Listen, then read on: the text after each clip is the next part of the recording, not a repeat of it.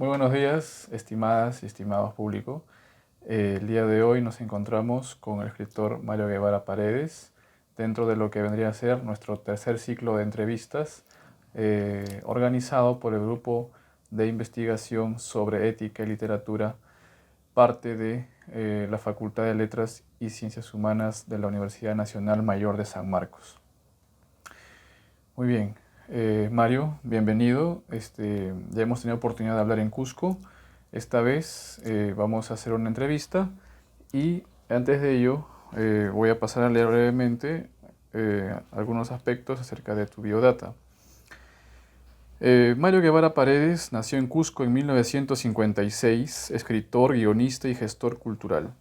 Director de Siete Culebras, revista andina de cultura, sus cuentos han aparecido en diversas revistas nacionales e internacionales y han sido traducidos al inglés, alemán, italiano, hebreo, holandés y quechua.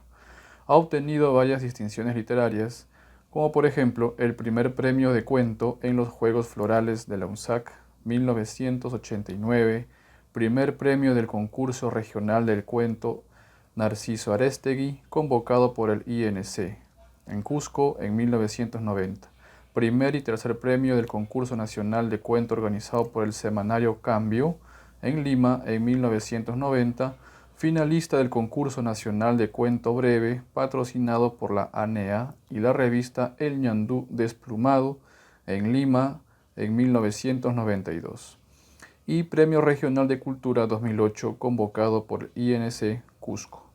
Además, ha publicado El Desaparecido en 1988, Fuego del Sur, tres narradores cusqueños junto a Enrique Rosas Paravicino y Luis Nieto de Gregory en 1990, Cazador de Gringas y otros cuentos en 1995, Usted, nuestra amante italiana en 2010, Cuentos cortos en 2015, Cuentos de Selva Alta en 2016, Matar al Negro, 33 cuentos breves en el año 2017. Mario, bienvenido. Eh, Vamos a empezar entonces con la primera pregunta. ¿Cómo era el ambiente familiar y social en el que nació Mario Guevara Paredes? Antes de todo, muchas gracias por esta entrevista. A ti, a profesor Jorge. ¿Cómo es tu nombre? Andrés. Andrés. Bueno, como me preguntabas cómo fue mi niñez. Bueno, mi niñez fue una niñez feliz porque, bueno, yo nací en Cusco. Mi padre tenía negocios en Ceja de Selva, entre Cusco y Madre de Dios. Mi padre en un momento tuvo bastante dinero porque tenía unos almacenes que proveía alimentos, combustible, enlatados a los mineros y a la gente que hacía la carretera. O también mandaba, había almacenes, uno de Puente Inambari, cuando está la interoceánica, cuando construían. Entonces mi papá, había dos almacenes grandes. El de mi padre era mucho más grande porque esa vez tenía un camión, un camión, dos volquetes, ¿no? Que también los puso a la carretera. Y de ahí salían canoas hacia Maldonado, porque solamente Maldonado no llegaba a la carretera. Había vuelos de la línea Fose que iban pero eso eran, como te digo, eran aviones pequeños, no eran mucho, y yo recuerdo de niño que salían como 30, 40 canoas, salían llevando productos, y de allá de Maldonado venía para Madera. Entonces, como te digo, soy el segundo. Mi vida fue de niño muy travieso, que casi a veces pierdo la existencia porque era recontra travieso. Una anécdota, ¿no? En ese pueblo de 15.000, bueno, N ganó todavía porque una vez recuerdo estaba subiendo al camión de mi padre y por travieso me caí, era niño, me caí sobre una piedra de cabeza casi. Podía ver de frente una piedra. Bueno, otro día estaba ahí el pueblo y de pronto desaparecí. Mi papá era dos calles, ¿no? Deja de ser, parecía Macondo, dos calles. Ceja de, como te digo, ceja de cerro, seca. Sí. Padre dice, mi hijo lo han secuestrado, va por acá, va por allá y no me encuentra.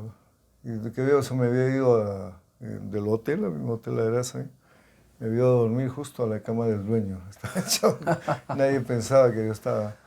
Lo último, una anécdota de niño fue que como al lado del aeropuerto estaba también el hotel, y un descuido porque escuchaba un ruido que estaban los aviones prendiendo los motores. Pues salí y estaba observando todo embelesado los aviones. De pronto aparece un avión, dio la vuelta, porque ya estaba un atardecer.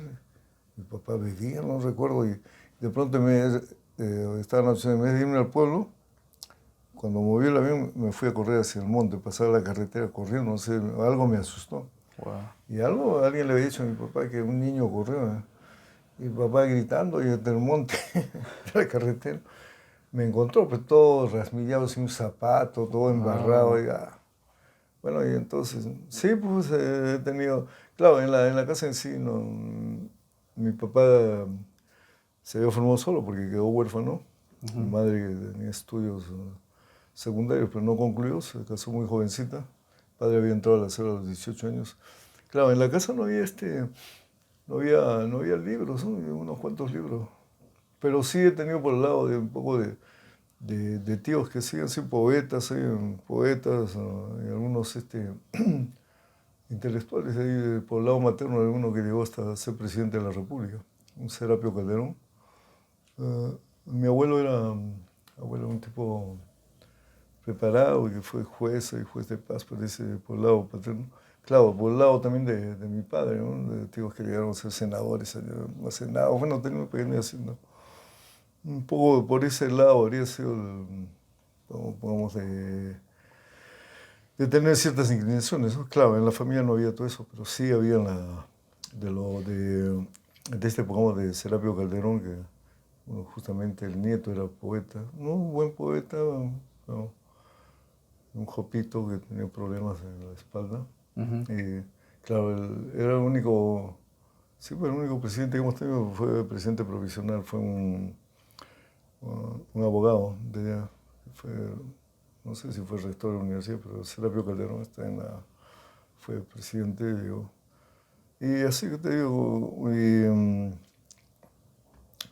la pregunta de mi niñez nomás, o ya para el colegio. Ah, ya. Bueno, lo que le quería preguntar también era acerca, o sea, ¿en qué momento usted se dio cuenta de que quería ser escritor, de que quería A escribir? eso, mira, lo gracioso es que yo en el colegio no fui un buen alumno, repetí 4 años. Oh, ya. Es decir, dos en la primera porque era un mataperros y dos en la media. Y si yo de niño, es decir, lo que mi madre a los 5 años me llevó al cine, cinco o Ujú. 6, y ya no me desprendí del cine. Tanto me gustó el cine que yo me iba al colegio niñito, así de 7 años, 7, 8 años, me escapaba en las tardes. Antes se hacían mañana y tarde. Ujú. Entramos a las 8, salimos a las 12 y volvíamos a las 12. Me escapaba del colegio, me iba a los cines, ahí estaban casi en el centro del Cusco. Hace 50 años el Cusco era pequeño. Mm, sí. Y a veces no me iba a jugar en unas quebradas ahí que había cerca. Estudié en un colegio de curas en la primaria, salesianos. Estaba ahí a una altura en el Cusco, ahí, un barrio que se llama, ah, claro, pegado a San Cristóbal. Entonces salía y me iba. Igual en la secundaria, el deporte, el fútbol, que me gustó, ¿no? Practiqué fútbol, estaría un juvenil, un cienciano. Ah, Practicaba caracoles. desde muy niño, practiqué. Pero el cine eran dos cosas, ¿no? Que tanto me hubiera gustado hacer cine, pero lamentablemente no había la posibilidad en Cusco, y tampoco el dinero. Tampoco primero en Cusco no había escuela de cine y acá tampoco, recién se estaba iniciándose lo más disponible, podemos escribir. Yo he hecho yo todavía adolescente algunas cosas, pero no era la lectura. Yo sí leía muy bien. O todo el libro que llegaba, revista, estaba ahí atento a lo que me regalaban también. Había una revista Leo Plan que venía de Argentina, con Ujú. novelas. La devoraba leyendo, pero otra cosa es cómo te pones a escribir, ¿no?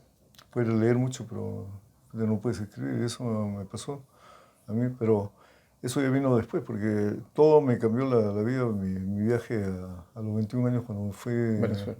a Venezuela. Para salir antes tenía 21 años, bueno, tu mayoría de edad en esa época de los años 70, bueno, eso de los 50. Y allá yo ya leía libros, compraba libros, no sé, conocí a Scorza, y quién era este escritor, yo no sabía que era peruano, y me parecía argentino, ¿no? No lo conocía acá y bueno, tenía un libro tampoco, la literatura, claro, yo empecé con la literatura clásica, ¿no? Pero claro, clásico, sí. Todo lo que a veces los jóvenes ahora no leen también. Entonces, Verne, Dickens, Solá, ¿cómo se llama eh, Dumas, Stendhal. Víctor Hugo, bueno, todos, claro, todos esos españoles también, ¿no? Pero a raíz del libro que leí, este Papillón, que no es un gran libro, que antes lo había visto la película cuando era adolescente. Ah, sí. Entonces, leo Papillón, es de Henry Charrier. Claro, era aventura, me gustó el libro, pero él saca otro libro que se llama Banco, otro libro voluminoso después de, ¿cómo te digo? Papillón se volvió bestseller. Yo no sé cuántas, más de 50 ediciones tenía, una sola editorial. Con Banco, en Banco explica cómo hizo su libro. Es decir, hubo un terremoto ahí en el 67, me parece, en Caracas, y bueno, todo el negocio que tenía, después que había salido de la cárcel, se fue al diablo. Entonces, no sé por qué entró en una librería, entonces vio un libro ahí que era sobre la aventura, no sé, no recuerdo Sarracín, parece era la autora, ¿no? Leyendo el libro dijo, había 120.000 ejemplares vendidos. Y él dijo, pues, con mis aventuras yo voy a vender más. Claro, cuando yo leo yo no tenía esa aventura, he tenido aventuras, pero no... Donde yo agarré el lado positivo, se podía decir, de Henry Charrier, me pregunté si Henry Charrier no fue a la universidad. Claro. Toda su vida se había pasado en las cárceles y se pone a escribir yo, que yo he llegado todavía, claro, eso llegar a la universidad, que había estado estudiando ingeniería civil, pero ahí lo dejé por ir a Venezuela. ¿Y por qué no puedo escribir? Pero el gran problema era que yo me lancé a la piscina sin saber nada, porque yo adolescente, de esos 4 años que tuve, es parece un chiste cuando digo que el abecedario no lo conocía porque me saltaba, porque no me interesaba tampoco. Las 28 letras no lo sabía, pero para escribir tú tienes que saber dónde está, qué sigue a la letra F o G o H, ¿no? Claro. Y yo no me interesaba, ¿no? Pero entonces me costó a empezar. Yo recuerdo ahí cuando conocí a un colombiano, un amigo ahí que pasaba como medio hippie. Le mostré mis apuntes. Oye, pero sí, está bien, pero esto tú no puedes beber papa con camote, me dijo, porque era una mezcladura de cosas, ¿no? Mezclaba ahí, ¿no? Claro, cada cosa tiene su lugar, ¿no? Claro. Y empezó ahí a empezar del 80 veo y sería por las lecturas. Todavía me queda, lo único, me queda un librito, queda un cuaderno donde escribía. Y hay cosas interesantes, claro, como redundantes. Tú sabes, cuando uno escribe una frase, digamos, cuando dice la noche tenebrosa, oscura, y le aumenta de adjetivos y ya eso ya no funciona. Pero y veo que había funcionado cuando trataba, porque empecé queriendo hacer una novela sobre un asesinato ya en los años 40 en la zona de Cerca de Selva, que mi padre me lo contó. También, no me olvidaba, lo que pasa es que cuando mi papá fracasa, vuelve ahí a trabajar, porque muy joven había entrado a trabajar al Oro por allá, a los lavaderos. Yo volví y yo lo escuchaba a mi padre, y era un buen contador de historias, con su amigo contaba. Entonces, claro, yo las primeras historias, por eso quise hacer esa novela, era sobre un asesinato que él había capturado a los asesinos cuando estaba joven con otros amigos. Es toda una historia larga, ¿no? Entonces, eso me marcó. Y alguna vez le pregunté a mi hermano mayor, oye, ¿cómo se podía escribir? Me dijo, no, tienes que leer bastante. Claro, él dijo que leer bastante, pero no era así. En la época cuando yo puse a escribir, no había talleres allá incluso tampoco había libros que yo sepa de cómo hacer cuentos, ¿no? De repente Claro. habría, pero no habrían ahí estamos hablando a inicios de los 80, yo empecé en los 80. Y pues mi primer libro, como te digo, salió en el 88. El desaparecido. Sí, el desaparecido. Entonces, o sea, podríamos afirmar que en gran medida fueron las lecturas iniciales que usted tuvo en su juventud y por otra parte, las experiencias que usted vivió en sus Claro, viajes que lo motivaron a escribir, claro. digamos. Yo no he tenido maestros, pues, unos amigos que venían, pero no como otros han tenido, o sus profesores, que sí, yo me he formado solo.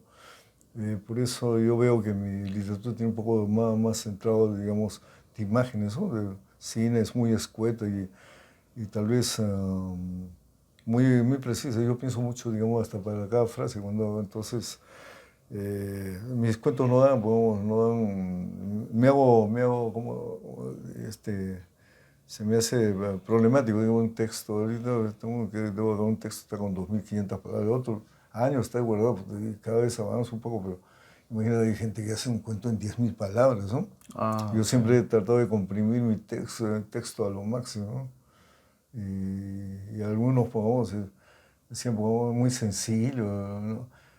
Ellos no se dan cuenta que la sencillez es más difícil de sacar porque cuando uno empieza lleno de adjetivos. Sí. Entonces yo pasé años ahí para pulir hasta llegar a esa forma que ellos creen ser muy sencillo, pero no es así. Entonces lo toman de otro lado, pero bueno, es su problema. Entonces es un autodidacto que me he formado solo. Ujú. Yo no soy académico, he vuelto a la universidad, tampoco también lo he dejado, ¿no? O sea, eso es cierto. Y Claro. bueno, Y don Mario, usted mencionó acerca del cine que fue a los 5 años que su mamá lo llevó y a partir de ahí nos ha desprendido quizás hasta el día de hoy. Pero en esa época que usted, bueno, creo que hasta incluso llegó a ver hasta 9 cines en Cusco, ¿no? sí, sí. Llegó a conocer, porque allá también hubo un, digamos, un pequeño boom o apogeo, digamos, en Cusco con el cineclub, ¿no? Ah, ya, ese Cineclub Cusco que... Claro, pero ellos han sido de fines de los 50. Yo Ya. estaba niño en esa época, tenía 2 años, 3 años. Conocí a los fundadores, muy amigo de Lucho Figueroa, Ujú. compañero de Lucho Figueroa. Le he hecho una entrevista para ver si ya falleció. Ah, sí. Lo gracioso es que conocí a Niciama, a Eulogio Niciama, que ha Eulogio. sido al camarógrafo. Viñat. No lo conocí al Huanca Villanueva, que me han hablado mucho de él. Gente que también ha fallecido en el Café Extra. En ese Café Extra yo he frecuentado casi más de 40 años y he conocido a la gente que estuvo ahí en la filmación. Todos los amigos que he tenido. También ese café, no te he contado, me lo había olvidado. Ese café me cambió la vida porque que sí, antes de ir a Venezuela, Ujú. ese café entré a los 18 años. Era un café de bohemios, gente de intelectuales. Y ahí conocí amigos, digamos, que me hice después amigos lectores, ¿no? Que me explicaban. Y bueno, si no hubiera entrado a ese café, de repente ni siquiera llegaba a Venezuela, porque ahí también un poco la bohemia me alcanzó. Era no como después, ¿no? Pero en sí. Y algunos cuentos están de un amigo, de un amigo que ya falleció por las drogas. Mm. He hecho un cuento que no está en los libros. He mandado unos concursos, yo creo que va a ganar porque creo que es uno de los mejores cuentos que he hecho. Y muchos que han fallecido, y algunos están en historias que se va a escribir, volviendo a escribir después digamos, estos amigos después de 40 años, ¿no? Sí, sí, Los sí. recuerdos vienen. Y claro, el cine, como te digo, Figueroa, justamente ese café, yo, como me gusta el cine, quería hablar con Figueroa, ¿no? Pero Figueroa no se dejaba, porque yo vivía en París y andaba parecía que pisaba huevos, y a un desconocido que yo como un chibolo y decirle que iba a hacer, pero por intermedio de otros amigos llegué, ¿no? Y yo lo apoyé ¿cómo se llama? En sus proyecciones, que digan cuando proyectó su película Yaguar Fiesta, primero Los Perros Hambrientos y Yaguar Fiesta. Ujú.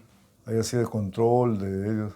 Y después empecé a trabajar para, la, para varias empresas que hacían filmes acá en Lima. Pongamos Incafil, Claro. la película, ahorita no recuerdo, lo que produjeron Gregorio, Grupo Chaji.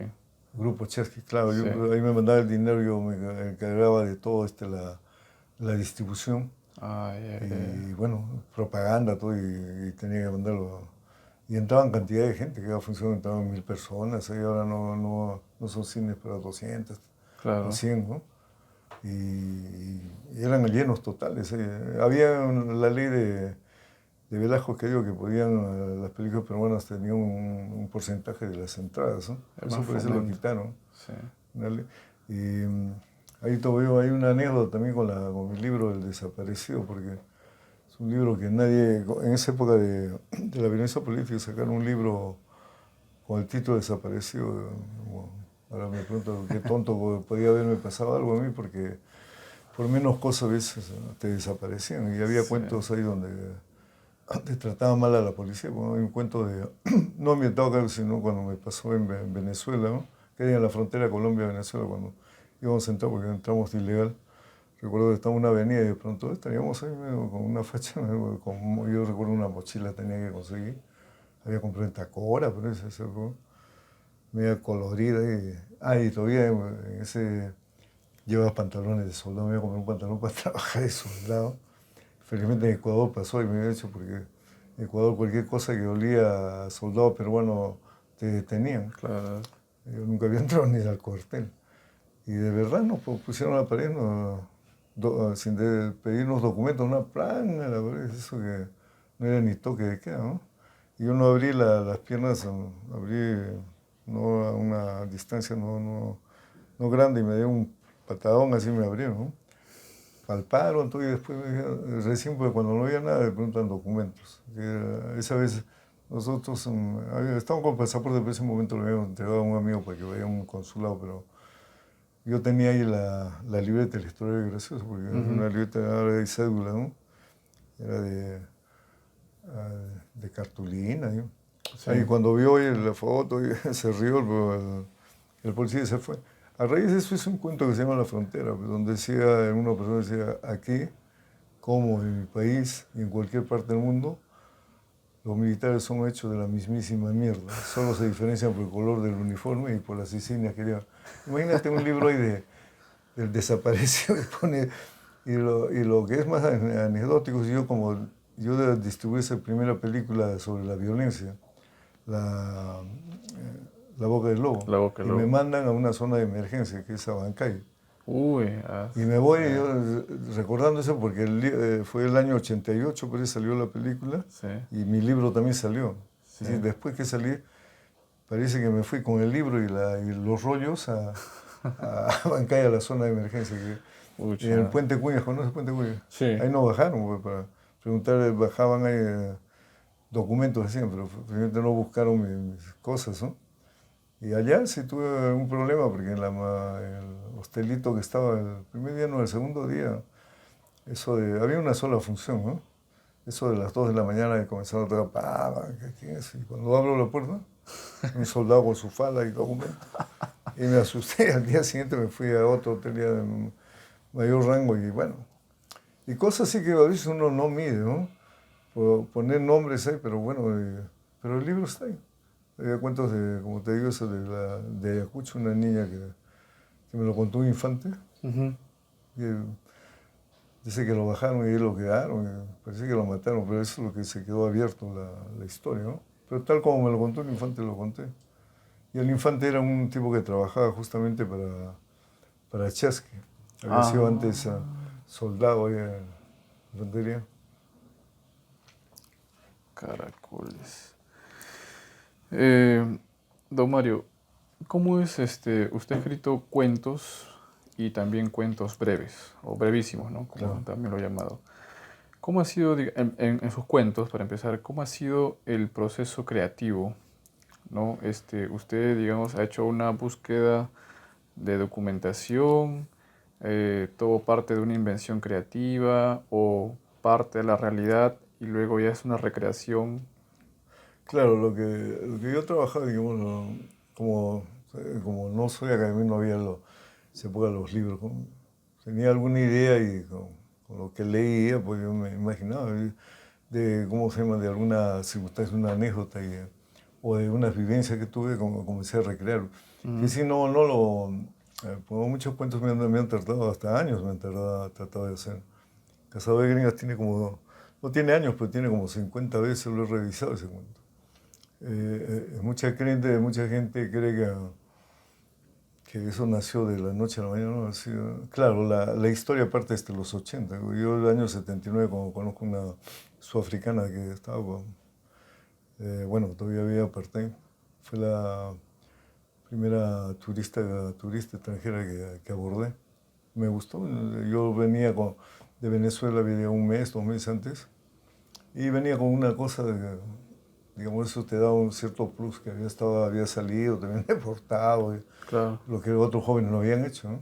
Eso parece que me dio y la abordé y hicimos amistad y la seguí hasta Bolivia, pero ya no puse pasar, porque en el cuento dice Corumbá, ¿no? Pero llegué hasta Desaguadero, ¿no? No sé, no me dejaron pasar por ahí, pero esto es historia, pongamos, cuento de la sudafricana, cuento de una, sí, conocí una norteamericana y ya, no puse de alemana porque otra alemana, pero ahí puse nórdica, ¿no?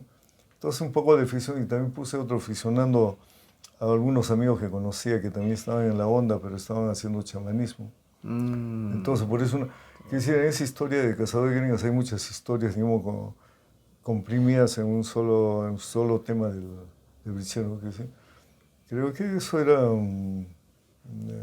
o aprendí en textos, digamos, agarrar varias cosas y colocarlo en uno solo. O Y es sea, también, como te digo, la ficción que tú puedes agarrar con tal de darle realidad, ¿no? claro, claro. O sea, digamos que el germen del cuento fue una experiencia. Claro, esa Una es una experiencia experiencia. Y propia. muchos cuentos míos han sido experiencia, ¿no?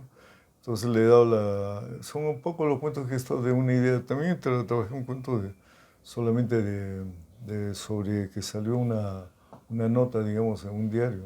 Me pareció interesante y en base a eso lo he ocupado.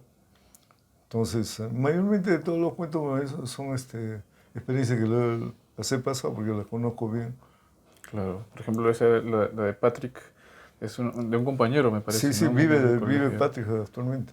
Aún está vivo. Mm. Y sabe que ha sido mencionado en el Claro, cuento. él está como tan mal andaba, ha terminado mal, ha perdido un ojo, Oh, vive casi de la caridad, pero se muestra el pobre, quedó, como contaba, ¿no? Quedó de su mamá, hijo único y al final no supo, digamos, con las cosas que tenía o que le dejó la madre encaminarse, ¿no? No ha claro. pasado mucho, siempre me veo, bueno, hablamos, porque son anécdotas que hemos pasado así ya no habría contado porque como estaba entrando a la cosa literaria, Sí, pues. entonces hemos pasado muchas cosas y él vive y sabe, él dice cada vez, están en 2 cuentos, dice, ¿cuándo hace otro cuento mío? Y así tengo personajes, un personaje que me hubiera gustado que, Sexy, pongamos, es un personaje que le decían Sexy. Ujú. Ustedes se preguntarán, es un buen título, digamos, es Sexy, será una mujer, ¿no? Es un varón. Pero Sexy le decíamos cuando este amigo que ya no nos hablamos, bueno, eso también quiero contar, le decían Sexy porque en el colegio también le gustaba ir mucho al cine, pero él andaba con recortes, andaba cortando de los diarios Ajá. las actrices y las fotos, ¿eh? Ah, Entonces los alumnos sexy, o en una escalata, y su chapa era sexy, ¿no? ya. Entonces quiero alguna vez, se lo conozco bien la historia, y ese título sexy, ¿no? Y de ahí hablar y ahora cómo nos hemos distanciado, todo eso. Y un momento a otro, yo también quería ese cuento, me pedía para hacerlo.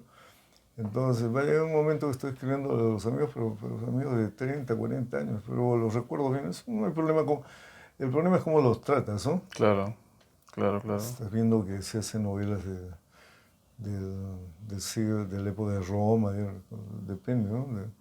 No hay problema eso que sean de ahora o de antes. O sea, pero en este caso, o sea, las personas que han sido de alguna forma retratadas en sus cuentos, si saben que han sido ahí, no tienen dificultad, digamos, en decir por qué está algo en el cuento o de qué manera me ponen, nada. Así ¿cómo se llama? Les gusta que los retraten. No son gente, a ver, en mis cuentos no hablo de gente importante, son gente, Claro. o han bajado de clase media para abajo, o han tenido dinero, pero son gente perdedora casi mis personas son gente perdedora, Mm, con problemas siempre al final, ¿no? El alcohol, drogas. las drogas, La mala infidelidad. vida los ha llevado por esos caminos. Sí, sí, sí, sí. Y en el caso del brichero, que vale resaltar que es el personaje que usted insertó en la narrativa Mm, peruana, ¿no? ajá. Yo sé que le han preguntado mucho sobre qué es un brichero o a dónde deriva brichero, pero aparte de esas preguntas, ¿cómo lo ve usted, digamos, desde la primera mención que hubo en el cuento Cazador de Gringas hasta la actualidad? ¿Qué evolución usted ha podido distinguir en este personaje de brichero? Mi ciudad. Sí, en Ah, Cusco. bueno, el problema es que cuando yo escribo, digamos, en el bichero allá en la ciudad de eso, en el año 89, el problema ahí llegaban a 150.000, 200.000 turistas al año. Ahora llegan 4 millones. Y uno podía en los bares, en los pubs, los pocos que había también, eran visibles, la bichera, como llegaban en masa, y un poco difícil de determinar, ¿no? Habrán aparecido más porque yo casi ya no frecuento el sitio porque han aparecido cientos de bares en el Cusco, el Redondo. Sí. Antes había 4 o 5 y uno iba y ahí se les podía, ¿cómo se llama?, observar, ¿no? Yo mismo andaba de joven ahí, veía unas gringas, podía hablar con ellos sentados, pero hay tanta gente que ya, como te digo, es difícil observarlos, ¿no? Pero antes, pongamos, a uno llamaba la atención, digamos, todos pelucones, con algunas cosas ahí, con ciertos chalequitos ahí, con bordados de la región, a veces o uno con hojotas, otro con botas, con sombrero, cada uno tenía un atuendo. Lo Pero también, exótico, ¿no? claro, pero también había los antropólogos que enamoraban con los cuentos que tenían sobre chamanismo, que sí había una variedad de estos individuos, ¿no? O curanderos, a veces, bueno, no sé si la inocencia de algunas turistas hacía que creían algo de lo que les decían, ¿no? Entonces, era una forma que yo sepa, de ganarse la vida en un país como el nuestro también, ¿no? Sí, a veces podía haber, claro, algunos robos, pero la gran mayoría no hubo tantos. Ellos también daban su tiempo, digamos, a una turista, ¿no? Llevarlas a un sitio, a otro sitio, hasta en cierta forma cuidarlas, ¿no? Claro, algún avivato se aprovechaba, pero era una vida, como ellos, no, eso de los vecinos también hay en diferentes países, hay en Italia, Sí. España, claro, que hay con un prototipo, ¿no? Lo que sí, nadie se había preocupado tanto del personaje, sino de esas relaciones, un cuento sobre esas relaciones, ¿no? De los nativos peruanos con extranjeros, ¿no? Claro, claro. Yo he estado en algunos países, Ecuador, nadie se había preocupado en esa época, ¿no? Me parece ni en México. No nos interesaba, pero acá a mí me iba a interesar porque de repente la Ciudad de México, como es tan grande, no se ve así puntos, pero yo paraba por el centro y observaba, ¿no? O también me metía y también estaba en ese ambiente, ¿no? O había una gringa, bueno, se podía, pero no podía estar ahí, pero había otros que sí, todos los días estaban detrás, de eso vivían, ¿no? Wow.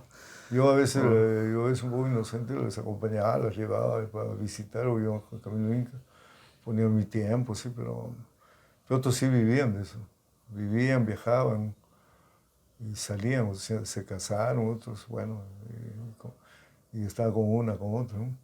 Claro, porque en parte creo que esa era la finalidad, ¿no? Hoy en día brichero ya es un americanismo que incluso está en el diccionario, ¿no? Claro, mayormente un peruanismo que salió, ¿no? Hay algunos países también lo utilizan.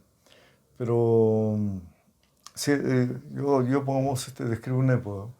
Y una época a veces la gente cree que por una vez la cosa se debe escribir en el momento. O queda, puede haber desaparecido, pero en literatura pues tanto de acá hace siglos se ha producido Caballeros Andantes, se sigue leyendo. Un Mucha registro. gente que cree que porque han desaparecido ya debe desaparecer. Se Mm, escribió en su momento, debe haber ya, pero yo en ese momento ¿cómo se llama? Lo rescaté, ¿no? claro. Y lo rescaté y lo he armado como fuera de personaje, porque tampoco lo iba a rescatar, de repente no hubiera pasado el término y nadie más decía y no pasaba nada. Claro, el objetivo del brichero es poder justamente lo que usted mencionaba, ¿no? Viajar, relacionarse con una persona Claro, extranjera, tener relaciones también relaciones sexuales. Y a algunos les liga y a otros no, tampoco, Ah, claro. no todos eran, ¿cómo se llama iban a tener buenos resultados, ¿no? Pero muchos han viajado y muchos han salido del país, tienen familia, viven ahí. Y también la brichera que tenía más poder sobre los gringos, ¿no? Los gringos o los turistas. Hay un bridge, puente. Eso lo puso Eduardo González Viaña. Primero Avendaño agarró porque recién había salido el libro Ajá. y él pone briquetas, ladrillo. Ah, Lo que otros hablan, pues, yo no, hasta ahora no tengo definido bien el título. Dicen de bridge viene en bridge, pero yo no sé, es lo que dicen, pero otro dice bridge también es prenda íntima. ya. ¿Cómo te digo? Son calzones, ¿no? Pero mi problema yo como autor no es que diga cómo se llama, de dónde etimológicamente sale la palabra, que lo digan sobre los críticos. Y tampoco lo van a decir porque nadie sabe, son versiones, ¿no? Claro Claro. que yo lo podía decir, pero yo ya lo escribí el cuento, Mm, ¿no? Salió el cuento como yo tampoco pensé que ese cuento iba a tener trascendencia, ¿no? Lo escribí como cualquier otro cuento. Después me di cuenta que seguramente si, es que nadie sabe lo que va a pasar con un cuento, ¿no? sí, Porque si pues. uno supiera que este cuento no se ha dado nunca en la literatura, de repente no lo hubiera hecho, ¿no? Porque a veces uno busca temas y es bien difícil encontrar temas que nadie ha hecho, y ya casi todo está hecho. Porque a partir de ahí usted lo puso en el cuento Cazador de Gringas y Ya vi luego... varias Sí, menciones, otros han hecho otros cuentos, sí, sí. a otros no quieren porque dicen para qué repetirlo, a veces no quieren. Conozco a un escritor de Cusco, Ujú. no quiere dar la idea para que otros escriban, pero no quiere meter, dice, ¿para qué le voy a dar a Guevara para que voy a escribir yo para que, ¿cómo se llama para que se use algo así segundo? Pero es tonto porque puede escribir un buen cuento. Esa es la idea, pongamos el libro que te he dado de Elber Pizarro, habla de un brichero que lo había contado el mío, Ujú. el otro de repente lo podía hacer mejor, ¿no? Claro. Entonces, que conoce más, pero son cosas que no le gusta hacer segundones, ¿no? Y ese mismo escritor quería hacer sobre Quilco Baraca, no digo el nombre, pero una novela, pero le ganó por puesta en mano Montoya que sacó antes, y después lo paró, pero es tonto, Ajá. porque yo digo, si ya sacó mejor, todavía que lo saco, hazlo de otra forma, ¿no? Claro, No dicen, no, dice, ¿por qué querés ser el primero? Ya, es tonto. ¿Para qué vas a perder tantos años si ya está trabajando? porque son estilos Parece, diferentes, ¿no? sí, sí, parece cuestión de, de cómo piensa, ¿no? Claro, claro. Y sobre la microficción, don Mario, hay un cuento, hay un cuentario, ¿no? Matar al negro, 33 cuentos Claro, eso es. breves. En el caso de la microficción, algunos estudiosos han mencionado sobre ello, justamente en base a sus cuentos, ¿no? Que sobresalen tres características: la oralidad, la ironía y, bueno, la brevedad también, ¿no? Entonces, ¿cómo es para usted el proceso creativo de los microcuentos? Mira, yo cuando escribí también de la verdad, yo no sabía que había microcuentos. Yo quería, como ya te explicaba, de comprimir Ujú. esos años 80. Y yo publico, bueno, ya tenía desde la primera vez que escribí, al inicio de los 80, ya el 82 ya tenía cuentos ahí, microcuentos. Y ya el 86 publico dos, uno de 200 palabras y otro de 120. ¿Sí? Y sí, de mi generación soy uno de los primeros que ha publicado hace más de 40 años. Bueno, va a llegar a los 40 años, ¿no? Y el proceso creativo yo creo que siempre entiendo que el microcuento es un cuento pequeño, que sigue inicio, creo que una forma clásica que le puede hacer. Es que en un microcuento tú no puedes hacer lo que llamo eh, ¿cómo se emplear técnicas narrativas, digamos, artificio, diría. Porque es tan pequeño que no puedes hacer que, porque la media, claro, puede ser media res, tantas técnicas, ¿no? Pero a veces más funciona una forma clásica, el inicio, el cuerpo y el desenlace. Ahora, si en eso le das ironía, a mí me sale muy bien la ironía, eso es raro. Mucha gente cree que uno sería bastante humor, pero cuando trabajo sí, yo mismo me río de lo que escribo. Entonces, pareciera mentira, hay muchos humoristas que hablan, hacen chistes, pero cuando se pone a escribir no le sale una frase de humor o ironía. A mí siempre desde el inicio me sale, entonces trato de aprovechar eso, ¿no? Y en los cuentos también. Y no soy escritos, miren, tantos años que sí, son esos 30. Tengo otros 30 cuentos más, parece, para editar, estoy trabajando, algunos ya están hechos. Pero no soy aquellos que quieren escribir un cuento, un microcuento cada día, ¿no? Yo lo pienso bien por qué y para qué. No entiendo que sacar cualquier cosa y escribir. Y también los cuentos, ¿no? Hay que pensar mucho, pues pareciera, yo sufro bastante para escribir un cuento, no me sale fácil. Tengo que repensarlo y trabajarlo, volver a trabajar, dejarlo. Y últimamente también he estado un poco bloqueado. Eh, a veces sin ganas, a veces he visto escritores que han parado mucho tiempo y después se han vuelto. Y también la motivación, eso también hay las motivaciones económicas. Dice. ¿Para qué dices tú? A veces tienes otras responsabilidades también el tiempo. Yo tengo familia, ¿ves? Pero soy un desempleado que hace cultura, ¿no? Entonces, trabajo para mi familia, que me apoya, que tiene negocios, pero solamente he trabajado para unos meses en los fines de los 80, ¿no? Para el Estado. Solo mi mamá unos meses pero del Estado, pero después nunca más me han dado un trabajo, ¿no?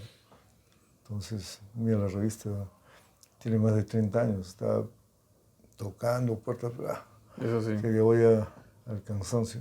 Ahora hablamos de Siete Culebras. Y en varias entrevistas ha mencionado, Mario, que usted tiene como libro de cabecera un autor que suele leer, releer, Augusto Monterroso. Ah, sí, Justo. me encanta eso. Augusto para mí es un gran autor. Es breve también Augusto Monterroso, guatemalteco, dice hondureño.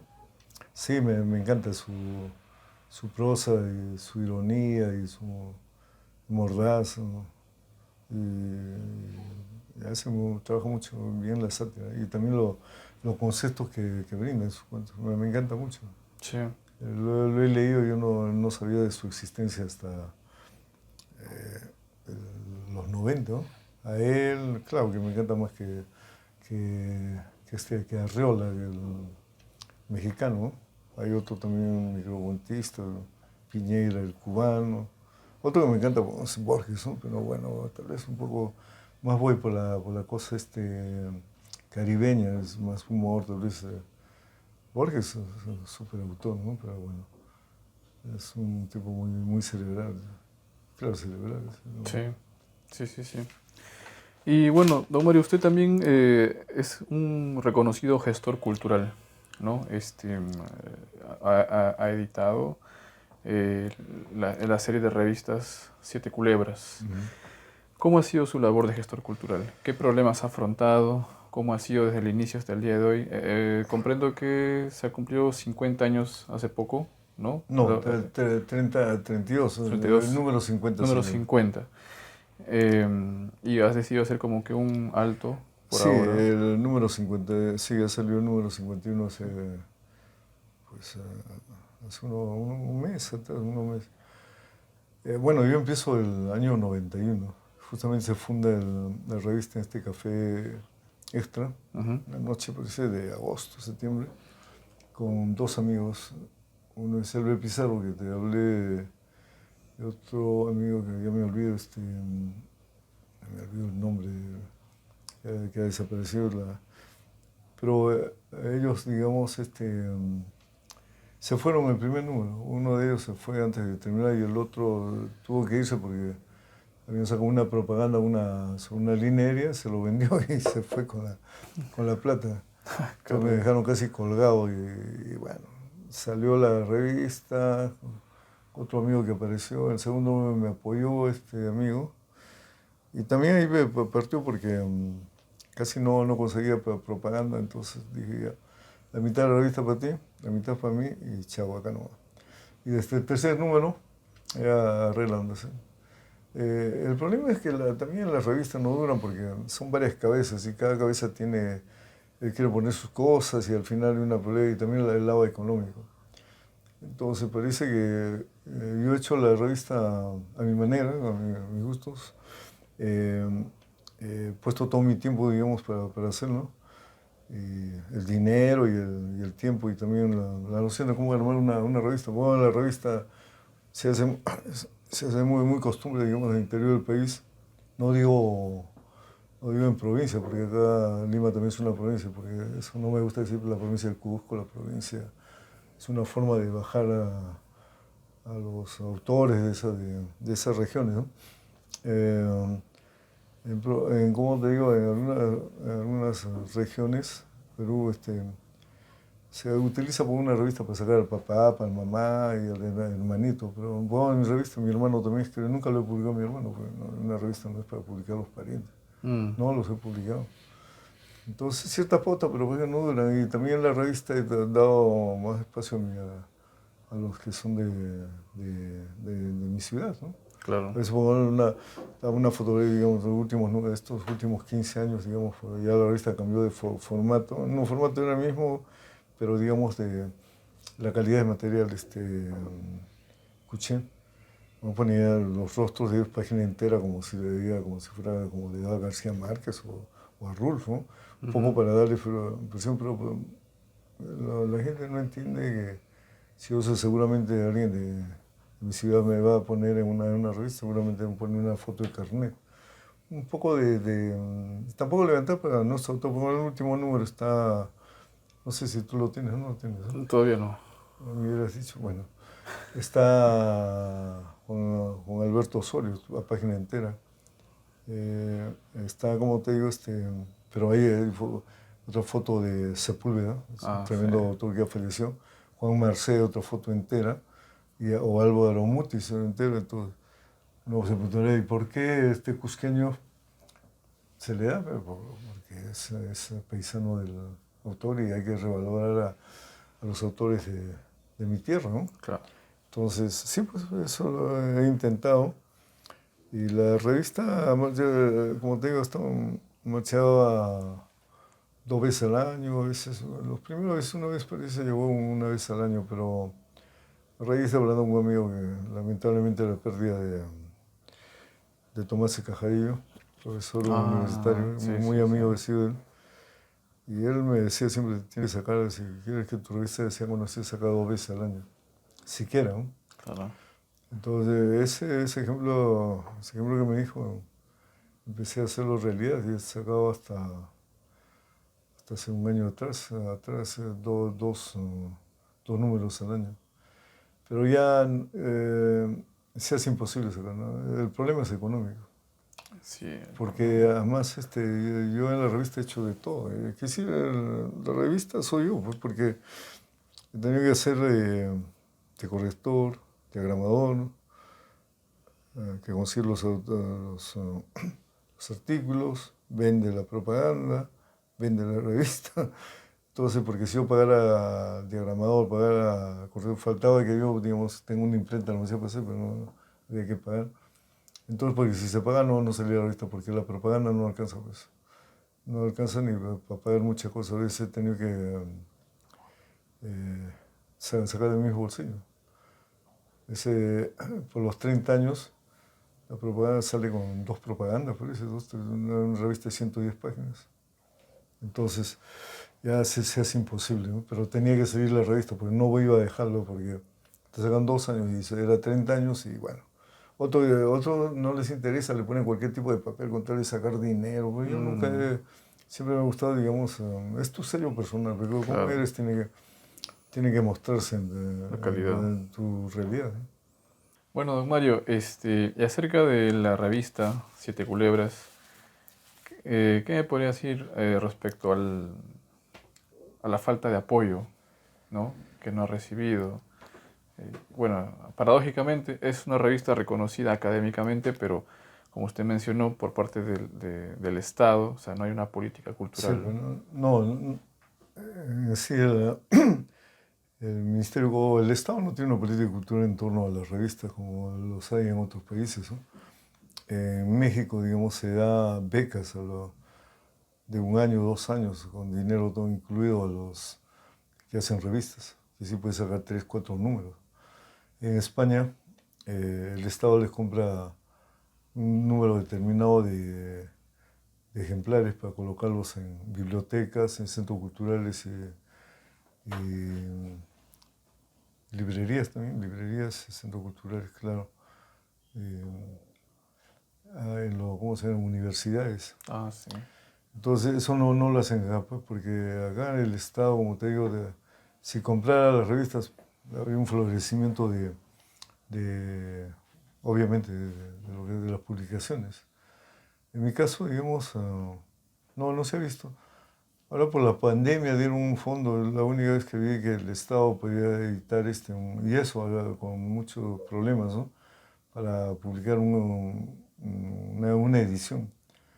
Sí, de todos estos años ha sido la revista el problema económico, porque no, además de esto, ¿cómo se llama? De estar pidiendo una ciudad donde no hay muchas industrias, ni el turismo, digamos, te apoya en un momento, pero y eso, ¿no? Las instituciones que deberían, tanto la universidad o los municipios o el MINCUL o la dirección desconcentrada, ellos creen que apoyándote una vez ya se solucionó el caso. Saben que una revista no, ellos entienden que parece que uno debe sacar uno en la vida una revista, pero no, las revistas tienen una continuación, ¿no?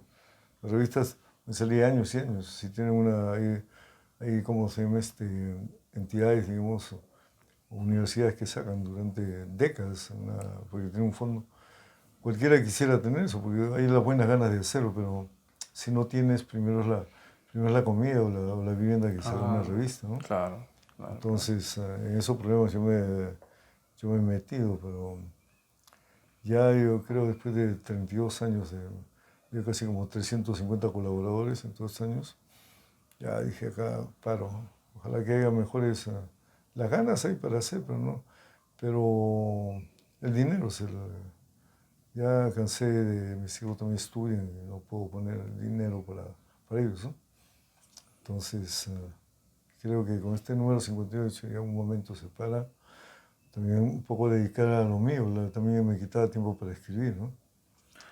Claro. Pero en balance yo creo que ha sido interesante, digamos, ha pasado en intelectuales, digamos, escritores, poetas, hay como más de 130 poetas que han pasado. Yo pienso sacar en un momento una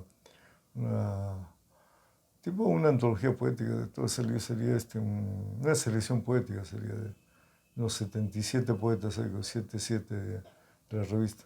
Y artículos, ahí está, artículos sobre libros, ahí puede salir, son más de 3.300 páginas publicadas, eso. Mira, un poco difícil va a ser para alguna universidad alguien sacar un facsímil, porque son casi 3 tomos o bueno, 6 tomos sería de 500, ¿no? Claro, pero valdría la pena, de Claro, verdad ¿no? que sí. Se ha hecho bastante trabajo, ¿eh? Sí, además es una revista bastante consultada, al menos por los estudiantes de San Marcos, Claro. para los temas de literatura. Y bueno, como usted mencionaba, ¿no? Ahora va a ser como que un alto para dedicarse más A lo, a a su lo labor mío, de sí, sí, sí. escritor. ¿Y cómo concibe usted la vida literaria, digamos, hoy en día? Hoy en día, ¿cómo es la vida literaria? ¿Y qué elementos considera usted indispensable para el quehacer literario? Para que uno se ponga a escribir. Exacto. Bueno, los tiempos han cambiado con la era digital, el internet. Ya cualquiera puede encontrar, por lo que era difícil antes encontrar los libros, ¿no? Pero parece que los muchachos tampoco no entran ni siquiera a leer en internet, ¿no? Porque están escribiendo algunos, no han evolucionado, ¿cómo se llama? Sus trabajos no están mejor como debería ser, ¿no? O han involucionado. Eh, Ahora pues hay mucha gente que escribe, no solamente antes era lo único que podías escribir o publicar en físico. Sí. Ahora hay muchas páginas ahí donde publicas y hay miles, ¿no? A nivel millones ahora que escriben a nivel de todo el orbe. Entonces, eso hace que hace bien difícil que uno que quiera sacar buenos textos también, ¿no? Y hay una real competencia. Ahora, también la edición de libros, ahora cualquiera saca, digamos, la cantidad que sacan, 500 ejemplares antes, de 1000 no bajaba, ¿no? O sacaban más, ¿no? Mm, Ahora hay una forma de gente que saca 10 ejemplares, hay una forma de sacar en algunas imprentas que te sacan, no sé, dicen edición personalizada, no sé cómo lo toman, ¿eh? sí. Van y te lo fotocopian, no sé cómo lo hacen, pero sacan 10, 15 o 20 ejemplares, lo que no había antes, ¿no? Entonces tú puedes sacar tu libro y sacas ahí, porque antes lo mínimo es 500 ejemplares y es costoso, digamos. Sí. Igual ahora también puedes sacar revistas. Yo intentaría, pero no me gustaría, porque vamos, te consigues una impresora, láser o color, y sacas las páginas, después sacas la página de tu revista, vas a alguien que te lo come, y le pones una cartulina y ya lo vendes como una revista. Pero en mi caso no, porque las fotografías, yo siempre he trabajado en blanco y negro desde el primer número, entonces nunca he perdido de eso. Las carátulas son a color, o la contracarátula, ¿no? Pero lo demás es en blanco y negro. Entonces siempre he guardado ese estilo, ¿no? Y ya es difícil, digamos, o a adentrarme a los nuevos tiempos también. Otros me dicen, ¿por qué no lo haces digital? No, no me gusta mucho lo digital, ¿no? Me gusta tantos años, me gusta el papel. Y si voy a Claro. morir, morirá en su ley, siete culebras. Papel. Claro, papel. Claro. Aunque es, claro, como usted dice, ya muchas revistas se han digitalizado, ¿no? Sí, sí, sí. Se pueden leer en PDF virtual. Pero esperemos que de acá a un tiempo vuelva Siete Culebras, ¿no? Y continúe todavía, ¿no? El largo tiempo que todavía le queda. Ojalá, ¿cómo se llama? Que vuelva y con mucho más fuerza, pero para eso tenía que encontrar ah, una financiación. Aunque Eso, cuando yo apoyo. iniciaba la revista me dijeron, haz una asociación. De repente hubiera funcionado, porque hay mucho tipo ONG, ¿no? Hace 30 años. He visto en Cusco hay una ONG que empezó con una simple revista, hace años, bueno, hace más de 30 años, y ahora maneja millones. No solamente se ha diversificado en todo. No te digo el nombre, pero yo un poco no quise, porque sabía que muchas ONGs también se andan tirando la plata que viene para los más pobres, ¿no? Es todo Sí, un negociado, entonces sí. dije, no, no, mejor no. Como buen guevarista que soy, no quise meterme en esas cosas. Hablando de eso, don Mario, usted, un personaje que admira bastante es el Che Guevara, ¿no? Ah, sí, lo he querido alguna vez hacer una, una novela biográfica. Sí, me he leído como 70 biografías. Sí, yo conozco muy bien, más que cualquier autora, al Che Guevara. He visitado su tumba hace más de casi 25 años en La Higuera, he ido hasta La Higuera. He estado en Valparaíso, donde pasó. He estado en Guayaquil, en Centroamérica también cuando estuve, y en México. Lo que me falta es conocer Cuba Ujú. o alguna ruta y estar en el África donde estuvo, y bueno, terminar ¿cómo se llama? También estuvo en Europa, pero también hay dinero para hacer esas cosas. Se escribe mucho, ¿no? Un poco también de flojera, pero sé mucho de Che Guevara.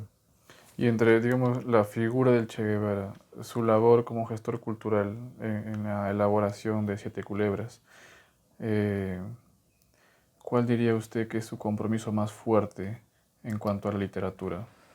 Creo que mi compromiso es con mi país, que se lea, porque es importante la lectura, ¿no? De hecho, yo creo que hay un grano de arena ahí para por incentivar la lectura y poner un poco, y ojalá que también los muchachos sigan, no tanto un ejemplo, pero que tengan un ideal para saber y llevarlo a buen pie, ¿no? Claro. Es lo mejor, ¿no? Siempre en la vida hay que tener ideales, ¿no? Y rifarse por algo. Eso es verdad. Eh, Don Mario, como penúltima pregunta ya, ¿cuál es su apreciación acerca de la literatura, sobre todo la narrativa actual, ¿no? Para empezar, de Cusco, digamos, y luego a nivel nacional. Bueno, en Cusco, a partir de lo que salimos, digamos, tanto Nieto, Rosa, todavía hay jóvenes pero que están publicando libros, pero no se ve un poco un cambio, te digo, de nosotros empezamos los 80, fines de los 80. Había una nueva, como te digo, renovando, digamos, lo que no había el cuento cusqueño se ve que en los años 50, 60, realmente indigenista, ¿no? O rural, que se puede decir. En algo ha cambiado, ¿no? Hemos puesto algunos puntos ahí, digamos, en la narrativa peruana, digamos, se hizo conocer el cuento cusqueño. Pero veo que los jóvenes ahora no, uno que otro, digamos, yo un poco era un autor que me parece bueno, pero tampoco hace tiempo no saca libros. Karina Pacheco, bueno, sí, como mujer, tiene su narrativa, que no conozco muchos libros tampoco de ella. Y los demás seguimos lo mismo. Eh, bueno, de la poesía te puedo decir, yo casi no frecuento, no soy poeta, pero veo más movimiento, digamos, ahí hasta en Arequipa, en Lima, porque naturalmente acá se concentra todo, ¿no? ¿Cómo se llama? N narradores. Y habría que estar, porque se produce tanto, estar como está en la onda. Yo conozco, digamos, escritores ya que bordean los 50, digamos, como el caso de Carlos Rengifo, o de Fernando Carrasco, Ya Flores, y bueno, hay otro, pues, claro, al otro lado están que casi es los de Miraflores, ¿no? Taís, están toda esa gente, pero mayores como Ampuero, Ujú. o el Niño de Guzmán. Hay otra nota, digamos, también del área del interior del país, ¿no? Hay buenos escritores. En Puno teníamos a Padilla, que falleció, ¿no? Padilla, sí. También ¿cómo se llama? Algunos que se han venido, pues lamentablemente ha hecho que se vengan acá a Lima, ¿no? Colchado, que también falleció, que casi es Colchado. contemporáneo. Albert Ronceros también, ¿no? Claro, bueno, se quedó Sí. acá con Jara, que tampoco bueno, es mayor también, que le han dado un premio, pero no estoy un poco ahorita, digamos, como no estoy viviendo en Lima, de los más jóvenes. Habría que estar vivir con ellos y ver si hay las antologías. Parece no sale mucho antologías. Lo que hace el comercio pues son de amiguismo, ¿no? Mm. Pero no hay las antologías de jóvenes que, ¿cómo está digamos, de 35 años? Yo pues, recuerdo cuando escribí Casado de Gringas tenía 33 años. Ya estaba saliendo, o 20, o 30 años había hecho ya parte que estaba renovando la narrativa cusqueña contemporánea. Y eso no solamente hasta en el sur, porque en Puno todavía no estaban, Puno y en otras partes no estaban haciendo cuento urbano. Entonces, hasta en Arequipa podía meter, bueno, había, claro, de lo que nacieron, porque ya estaba en Lima, ya lo hizo Osvaldo Reynoso. Yo había preguntado por si se ha hecho narrativa urbana, digamos, en Lima, y por qué llega tarde, yo, si estaba haciendo los 60. Y los 60 no pasaba nada, 70 tampoco en Cusco. Y sí llegó, debe tener que llegar, y eso que no me informaba, yo venía de Venezuela, otros nietos venía de Rusia, el Mm. único que vivía ahí era Rosas, ¿no? Entonces, siempre son las cosas que suceden, ¿no? Y otra también, el problema es de los narradores, si uno no publique rápidamente. Ahora publican y eso, publican algo y ya con eso creen que han descubierto el mundo. No es así, pues. Ese es un constante trabajo, la nota. Y buscan mucho el facilismo rápido para quieren ser famosos pronto. Y uno, y la fama te llega en un momento, pues si es que eres bueno, ¿no? Claro. Pero que ya quieren ser con un libro, o ser famoso, ¿no? Y a veces eso es la tentación de todo, ¿no? Sí, A mí sí, nunca me llevó eso a hacerlo. Yo entré con mucho respeto, digamos, a lo que hacían. Pero me di cuenta que de lejos, así, ¿cómo se llama? Era algo nuevo que nunca había gustado y nunca lo había hecho yo. Pero después me di cuenta que también dentro de ella las cosas son entre escritores, es un mundo jodido. Sí, eso sí. Claro, Como algún escritor colombiano que lo escuché, Mejía Vallejo, que es un famoso escritor, en el Cusco ahí vino al ciclo el 88, creo, ¿no? Sí, pero el ciclo fue el 88, en la época ¿cómo se llama?, de ¿Alan? Alan García. Y Ay. dijo que el gremio de los escritores es un gremio hijo de puta. Y de verdad tenía razón, sí, es un gremio jodido. Y la argolla, pues, ¿no? La argolla, la Argollas y mafia, hay rencillas, ¿cómo te digo? Que te tiran las puñaladas, puñaladas, por la espalda. sin nada, mayormente envidia, ¿no? Envidias. Y don Mario, y próximamente, ¿qué libros estaremos? Estoy trabajando cuentos. O Cuentos. sea, sí, no, es un poco difícil, pero ahí tengo los cuentos ya para publicar. De repente microcuentos publico antes, pero estoy trabajando ahí varios cuentos ahí que están ya por acabar. Sí, es que sucede que cada libro tiene que ser mejor que el anterior, yo pienso, ¿no? Claro. Entonces ya te tienes que preocuparte más. ¿Y novelas, don Mario, no se anima a una Sí, novela? siempre te tengo en la cabeza hacer y cada vez que me pongo a hacer me desanimo porque digo, son 2, 3 años hace. De Che Guevara también, es un poco de... Está pendiente, ¿eh? Sí, pero parece que tengo que romper eso porque cada vez que veo, hace 30 años quería, pero dice, mañana se verá, ya pasó y mejor agarrar ese momento y Claro. lanzar. Y tengo que hacer una novela sobre Cusco y tengo que decidirme y hacerlo porque es necesario, ¿no? Además, tantas cosas uno conoce, digamos, no lo va, en el cuento no, a menos que haga pues, cientos de cuentos, ¿no? Hay tantas historias ahí que guardadas, como te contaba sobre Venezuela, ¿no? Es que Claro. conozco muchas Que merece ser anécdotas, claro. publicada. Y bueno, también sería bueno algún libro sobre cine, ¿no? O sea, ya que usted ha sido una afición bastante particular. Claro, debería haber escrito como sobre cine, o sobre las películas, como lo hacía Cabrera Infante. Claro, O sí. haga comentarios, digamos, había como García Márquez hacía, También. mismo Mario Vargas Llosa, ¿no? Pero a veces tampoco los diarios allá, pues diarios no te dan cobertura, hay que pedirles y los señores que dirigen no son personas cultas, son unos negociantes.